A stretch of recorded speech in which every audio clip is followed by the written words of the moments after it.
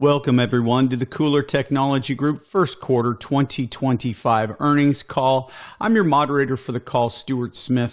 Before we begin the call, please listen closely to the following safe harbor statement covering this entire call. This call contains certain forward-looking statements based on the company's current expectations, forecasts, and assumptions that involve risks and uncertainties. Forward-looking statements made on this call are based on the information available to the company as of the date hereof. KULR Technology Group's actual results may differ materially from those stated or implied in such forward-looking statements due to risk and uncertainties associated with their business, which include the risk factors disclosed in their Form 10-K filed with the Securities Exchange Commission on April 12, 2024, as may be amended or supplemented by other reports the company files with the Securities Exchange Commission from time to time. Forward-looking statements include statements regarding the company's expectations, beliefs, intentions, or strategies regarding the future and can be identified by forward-looking words such as anticipate, believe, could, estimate, expect, intend, may, should, and would, or similar words. All forecasts are provided by management on this call are based on the information available at this time, and management expects that internal projections and expectations may change over time. In addition, the forecasts are entirely based on management's best estimates of their future financial performance given their current contracts, current backlog of opportunities, and conversations with new and existing customers about their products and services. KULR Technology Group assumes no obligation to update the information included in this call, whether as a result of new information, future events, or otherwise.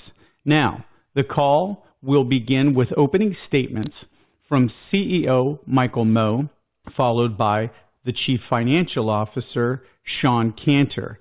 After that, we will conduct a Q&A session made up of the questions emailed in and delivered to the company via social media. But with that, let me turn the call over now to Chief Executive Officer Michael Mo. Michael, the call is yours. Thank you, Stuart. This is Michael Mo. Thank you, everyone, for joining us today. 2025 is a transformational year for KULR, and the transformation is well on its way. With over $100 million in cash and Bitcoin holdings on our balance sheet and virtually no debt, we're well capitalized to grow our battery and AI robotics businesses, while our capital market activities in the foreseeable future are geared to turbocharge our Bitcoin acquisition strategy, establishing KULR as a pioneer BTC-first Bitcoin treasury company. What is a BTC-first company? A Bitcoin-first company treats Bitcoin not as a side asset or payment option, but as a core pillar of its identity, strategy, and mission. Our journey of transformation is riding the wave of the greatest digital transformation in the human history: intelligence, capital, and energy. Digital transformation of intelligence is AI. Digital transformation of capital and energy is Bitcoin. One of Michael Saylor's 21 rules of Bitcoin is need to know. In 2024, we were a struggling battery company that need to know how to survive. We were definitely in the need to know crowd. On December 2nd, 2024, we did a survey on X, asking if KULR should adopt a Bitcoin treasury strategy. The survey received over 100,000 views and over 1,500 votes, with 2/3 voting yes. We announced our first purchase of BTC on December 26th for $21 million. Since then, we have amassed over 716 Bitcoins in our treasury. We're now number 30 in the world's top public companies holding Bitcoin according to HODL 15 Capital. BTC acquisition is like buying a digital monopoly business at one-time revenue and growing 60% a year. Would you do it? The answer is, of course you would. Our new capital market activities are to turbocharge our Bitcoin treasury strategy for maximum BTC holding by acquiring this digital monopoly business. We're getting ever more entrenched into the Bitcoin and blockchain ecosystems. We're entering into strategic BTC mining opportunities because we expect BTC pricing to be higher in the future. We expect our share prices to appreciate with our BTC treasury strategy and our growing businesses. Our mining arrangement is another way to accumulate BTC at favorable cost basis with less dilutive capital market activities into the future. We expect to increase our BTC yield and returns. We have launched a blockchain-secured supply chain initiative to safeguard product data to our customers. One of the initial products that will be recorded on the blockchain will include lithium-ion batteries screened to meet the NASA Work Instruction 37A testing methods. Each battery that KULR manufactures will have its metadata minted on an NFT on the blockchain. When a battery is purchased, the NFT can be transferred to the customer's on-chain wallet or moved to a burn wallet maintained by KULR to indicate ownership has been transferred. As you know, we've been investing in our KULR One battery platform. We're now reaping the benefits of that investment. KULR is entering a pivotal phase in battery innovation, marked by accelerated development cycles, increased production scale, enhanced capacity, and growing technical validation across key sectors. As part of a strategic growth plan, we have expanded our facility footprint to approximately 31,000 square feet, which doubled our battery production capacity. By integrating advanced manufacturing technologies with the in-house battery design expertise, we have compressed development timelines from years to as little as 6 weeks. A prime example of this capability is the successful delivery of our custom certified KULR One Space X500 battery to Astroforge for their asteroid mining missions. This achievement highlights the readiness of our production team and the maturity of the KULR One Space platform to deliver mission-critical solutions on an accelerated schedule. Our ability to respond rapidly to new customer requirements also support a capital-efficient business model for us to serve many new markets. Our design, testing, prototyping services are cost-effective to our customers, while we maintain full ownership of the all-resulting intellectual property, ensuring long-term value creation for the company. Further validating our technical leadership, KULR was recently selected by the Texas Space Commission to receive a $6.7 million grant aimed to advance next-generation space battery systems. This initiative supports the development of a ruggedized battery technologies capable of operating in extreme environments, including temperatures as low as minus 60 degrees Celsius. The Commission's strategic vision is to establish Texas as a global hub for space innovation. And a key component of that vision is ensuring a secure, in-state supply chain for space-rated energy systems. KULR's deep expertise, combined with this grant and our expanded infrastructure in Webster, Texas, will play a critical role in fulfilling that objective. With our proven technical capabilities, scalable operations, and strong financial foundation, KULR is well positioned as the premier source of fast turnaround space and defense-grade battery systems delivered at cost-effective price points. Physical AI and robotics will be a multi-trillion-dollar market, according to many industry giants. The global market for wearable robotics is projected to hit $42 billion by 2033, and we see huge potential across industries that have labor shortages and high physical demands. We believe that exoskeletons present one of the most immediate time-to-market and revenue opportunities to get into the robotics and physical AI markets. The Apogee is the world's most powerful exoskeleton designed to support and protect workers engaged in heavy and repetitive bending and lifting during the course of their workday. The suit has onboard sensors connect to the cloud via an integrated cellular modem so that health and safety supervisors can view safety and ergonomic data through our enterprise-grade dashboard and analytics. The number one MSD is lower back pain, and the Apogee was expressly designed to address this huge problem in the workplace. Right now, there are two business models that German Bionics is selling into the European market. One is to sell the product for a little less than 20,000 euros, or customers can lease the product for about 20 euros a day. I think the customer engagements are about 50-50 between product sales and the leasing model.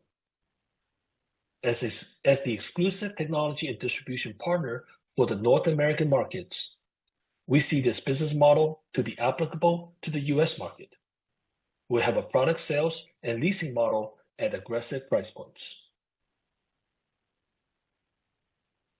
In the US, there are approximately 12 million workers in the manufacturing sector, 8 million in the construction sector, and 1.8 million employees in the warehouse and storage sector. But we're facing significant labor shortages across these industries. Every day, these millions of workers across America engage in tough manual labor that include heavy and repetitive lifting as they unload containers, break down pallets, pick orders, and rebuild pallets for distribution. The Apogee, with its powerful motors and advanced sensors, seamlessly support this work by providing assistance in lifting, lowering, and walking. Workers wearing the suit will experience less fatigue, fewer injuries, and will be more productive. For the healthcare sector, we have over 2 million nurses and nursing assistants in the US. Home health and personal care aides is about another 4 million workers. The Apogee suit being used in German hospitals has demonstrated that it can dramatically reduce the lower back strain of the nurses when they're helping patients to move around. I'll give you a fun fact. The latest generation of the suit was developed in partnership with some of the most prestigious hospitals in Germany. One of the advancements requested by the nurses was to have handles built into the suit for patients to hold on to. Without the suit, patients have been usually holding on to the nurse's neck, which can be awkward and not as effective. Frequently, patients are reluctant to ask for help because they don't want to bother the nurse. With the Apogee suit, patients are more proactive to ask for help. They get up and move around, go outside, and therefore recover better. For the nurses, helping patients become much easier. It's a win-win solution. These suits have sophisticated machine-to-human interface with sensors throughout the suit that can collect data on how workers use them and how the suits impact performance and well-being. We're just scratching the surface on how to apply AI to all these data points. I can give a few examples. Based on how the user moves and lifts things and how much weight they have lifted for the day, AI can provide recommendations on when the person may be close to fatigue and need to take a break. It can also provide recommendations on stretch and cool-down exercises for faster recovery and to prevent injuries. Just remember, these suits reduce the stress but do not eliminate them completely. So we still need to take care of the workers. The more the device is used, and the smarter, the more adaptive it becomes. One of our customers in the paper cutting business have a couple of these suits in operation. It shows that over 10,000 pounds of weight was compensated during a 2-hour work session for its workers. That's equivalent to an average elephant in just 2 hours of work. That's 4 elephants a day and 20 elephants a week. We're at the cross-section of the future of AI, capital, and energy. We believe Bitcoin is not just a treasury play. It's a strategic and deliberate design choice on which we're anchoring our organization. BTC's properties, limited supply, decentralized control, ethical protocols, transparent governance, Unprecedented growth and scale mirror the principles KULR is building around: resilience, independence, transparency, and boldness. It's not about hype. It's about building an architecture that can last 100 years. So rather than watching from the sideline, we're diving in, fully committed to the mission with clarity, long-term conviction, and the courage to explore alternative systems. We're building a foundation that's fueled by digital energy, and that prepares us for the future that will be increasing volatile, distributed, and dynamic. I get asked a lot about how we stomach the volatility in Bitcoin. Michael Saylor said it best: volatility is vitality. In the age of AI, where things are changing at blistering rates overnight, someone may call it the DeepSeek moments. We better get used to the volatility and avoid our own DeepSeek moment. We fully understand and appreciate the unique position KULR is at in this exciting time in history. Peter Thiel said, "Courage is a much shorter supply than genius." It takes courage to be different and take on the challenges of this new world. We appreciate you, our shareholders, to be on this journey with us as we navigate our way through this highly dynamic, volatile, chaotic, and disruptive future. Next, Shawn Canter will go over financial and operational highlights. Shawn? Thanks, Mike. Let's cover some key highlights now for the first quarter of 2025. Revenue was up 40% from the same quarter last year to $2.4 million. Trailing 12 months revenue ended Q1 2025 is the highest trailing 12 months revenue KULR has ever generated and the third straight quarter of increasing that record. For the first quarter of 2025 versus the first quarter of 2024, product revenue was up 89%. Service revenue was down 8%, and we recognized our first Bitcoin mining revenue of $250,000. For the first quarter of 2025 compared to the first quarter of 2024, overall revenue per customer was up approximately 64%, product revenue per customer was up 195%, and service revenue per customer was up 7%. Gross margin for the first quarter of 8% was down primarily due to unanticipated labor hours needed to complete technical projects. For the same period, year over year, operating expenses were up due to, among other things, increases in marketing, insurance, non-cash stock-based compensation, and a one-time non-cash adjustment in the carrying value of an asset. A few points on our balance sheet now. At the end of the first quarter, our cash balance was $24 million. Our current accounts receivable was $2.9 million, and we held $55 million worth of Bitcoin. Our total assets were $94 million. Additionally, we had no material financial debts. We ended the first quarter of 2025 with 670 Bitcoin, worth over $55 million, as I mentioned above. And as an update, as of May 10th, when I started to prepare these remarks, KULR holds 716 Bitcoins, valued at about $74 million. As a reminder, you'll see an approximately $9.7 million non-operating, non-cash expense on the quarter's income statement. This is simply a mark-to-market of our Bitcoin holdings as compared to 12/31/2024. This does not represent a realized loss. It does not represent that we sold any Bitcoin. In fact, we did not sell any Bitcoin. With the price of BTC over $103,000 as I write this, this unrealized loss would be reversed if marked to market. Two remaining notes. The first, regarding our recently announced strategic relationship with German Bionic and their amazing Exoskeleton suit. Yes, just like an Iron Man suit. This is a large addressable market. According to SkyQuest Research, the exoskeleton market is about $2.5 billion and projected to be about $24 billion in 2031. Due to the reshoring of manufacturing in America, this market is only likely to grow. Again, according to Emerging Strategy, at the end of 2023, there were 601 unfilled manufacturing positions in the United States. According to Forbes and Manufacturing Today, by 2030, the United States manufacturing sector may face a shortfall of up to 2.1 million workers, costing as much as $1 trillion. With our debt-free and strong balance sheet, we can now play offense when special opportunities arise. Through a mutual connection, we were introduced to the GB team.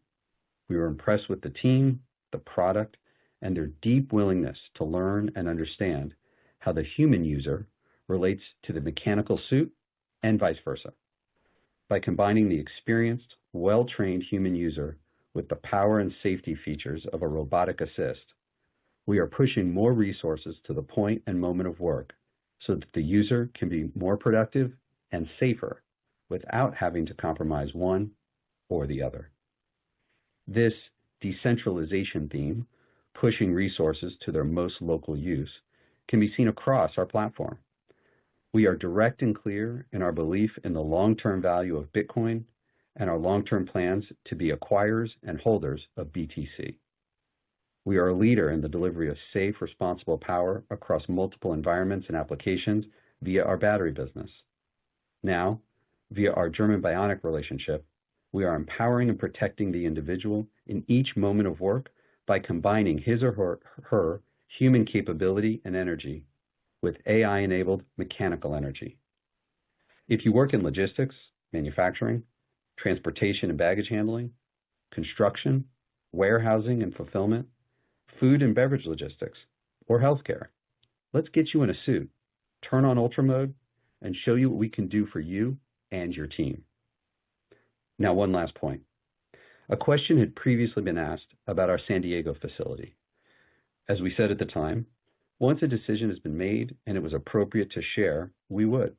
Well, that time has come. We will not be extending our San Diego lease when it expires in November. We will be consolidating the activity that is in our San Diego facility into our Webster, Texas facility. Back to you, Stuart. All right, thank you for that. Now let's move on to the question and answer portion of our conference call today. So Michael, here is the first question. Is KULR still pursuing a deal with UPS for SafeCase? Oh, yes. We continue to pursue a deal with UPS on SafeCase on these large-size batteries. Yes. All right, very good. Next question, Michael. Does KULR still have a licensing deal with Amprius? Well, we have a technology design partnership with Amprius. They are working on some very exciting high energy and high power batteries. So it's a great partnership to work with them and go to market together with our joint markets. We're all, together we're focused on space, DoD, drones, robotics, and industrial applications. So super exciting stuff there. All right, great. The next question is about SpaceX. And it says, is KULR paying SpaceX to take their tech into space in 2026? Or is SpaceX interested in what KULR has to offer? Yes, we are paying SpaceX to take our CubeSat and our battery into space. This will happen actually in 2027, together with our ultra-low temperature battery program, which I mentioned earlier in my prepared remarks about the Texas Space Commission program for the low temperature. So all these things are coming together on the SpaceX platform. All right, very good. Which of the partnerships or collaborations that have been reported this year do you think will be the most profitable in the short term? Yes, so it's a hard one to say which one, but I am equally excited about our KULR One Space development, as well as our new AI Robotics Exoskeleton opportunity. And then I think that both of them have really good promise. Very good. I think this next question needs a little context for some of our brand new investors. The question is, what is the California facility used for now? Those that may not know, the main operations of the company have moved very close to NASA here in the great state of Texas in the town of Webster. So, Michael, the question is specifically, though, what is the California facility used for now? Right. Well, thanks for giving that context, Stuart, to some of the new shareholders and listeners. We are in the process of transitioning all of our California activity, including currently the thermal products, the battery cell screening products, as well as some other business activities to our Webster, Texas facility. And that's all going to happen between now and end of the year. Okay. All right, next question. What do you say to investors who have been waiting on sales agreements and contracts now that we're in the month of May in the, here's a quote, new production ready facility? That was talked about so much last year. Yeah, that's a great question. As I talked about in the prepared remarks, we have been expanding our facility in Webster, Texas, now to 31,000 square feet, and it's getting it production ready to serve more customers faster.